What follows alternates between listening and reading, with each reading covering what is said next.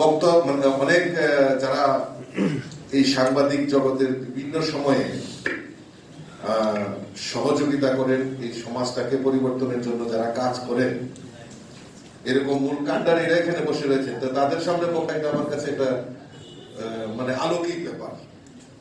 যাই হোক, তবুও যেহেতু দাঁড় করিয়ে দিয়েছে, কিছু তো বলতেই হবে।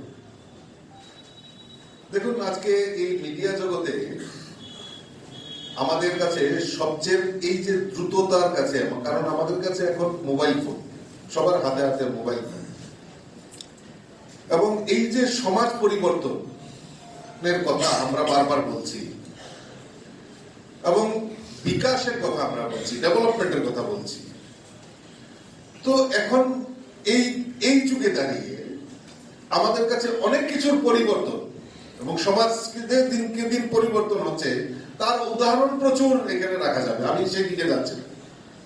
এবং বিকাশ, এই যে ডেভেলপমেন্টের কথা বলছি, এই ডেভেলপমেন্টও আমার পূর্ববর্তী বক্তা সানিতা যেটা বলছিলেন যে আমরা কোথা থেকে শুরু করেছিলাম, আজকে কোন জায়গায় আমরা গেছি। ওনার মূল বিষয়বস্তুটা ছিল যে আমরা কোথায় ছিলাম, কিভাবে শুরুয়াত হয়েছিল এবং আজকে আমরা কোথায় হয়ে গেছি। অর্থাৎ এই যে বিকাশের মানে ডেভেলপমেন্ট যেটা, এটা খুব দ্রুততার সঙ্গে আমাদের কাছে চলে এসেছে বিভিন্ন টেকনোলজির মাধ্যমে। ঠিক এই যে সাংবাদিকতা, এই সাংবাদিকতার মধ্যেও আমরা কিভাবে আমাদের লাইনটাকে আমরা নির্ধারণ করব।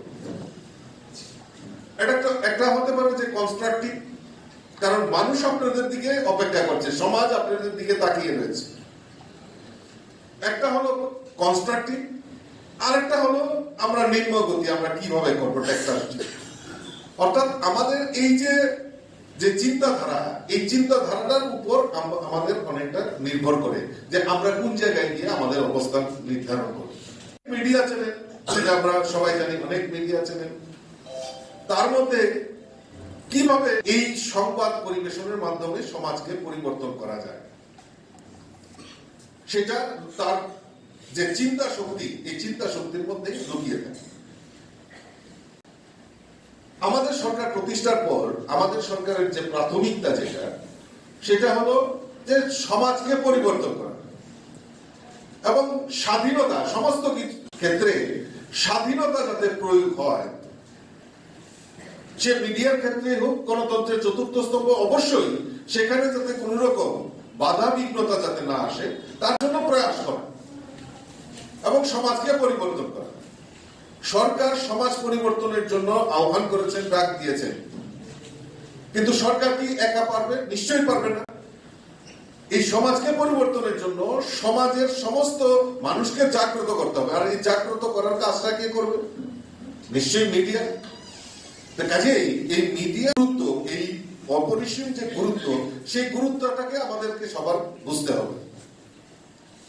তো সংবাদ পরিবেশনের ক্ষেত্রে এই যে কনস্ট্রাকটিভ যে রাস্তা, সেই রাস্তাকে অবলম্বন করা, কারণ আপনারা গণতন্ত্রের চতুর্থ স্তম্ভ এবং সরকারের প্রতিবিম্ব, সরকারের আয়না, সরকারের ভুল ত্রুটি দেখিয়ে দেওয়া, এটা আপনাদের একটা কাজের মধ্যে, মানে ডিউটির মধ্যে পড়ে, এবং সমাজকেও সঠিক জায়গায় নিয়ে যাওয়ার কাজ কিন্তু আপনাদেরকে করতে হবে। তো সেই ক্ষেত্রে যে আমার মিডিয়া চ্যানেল আমরা কিভাবে সেটা প্রস্তুত করব, সমাজের কাছে রাখবো, এটার ফার্স্ট প্রায়োরিটি গুরুত্ব দিয়ে সেটা প্রথমে আমাদেরকে দেখতে হবে। আমি একটা উদাহরণ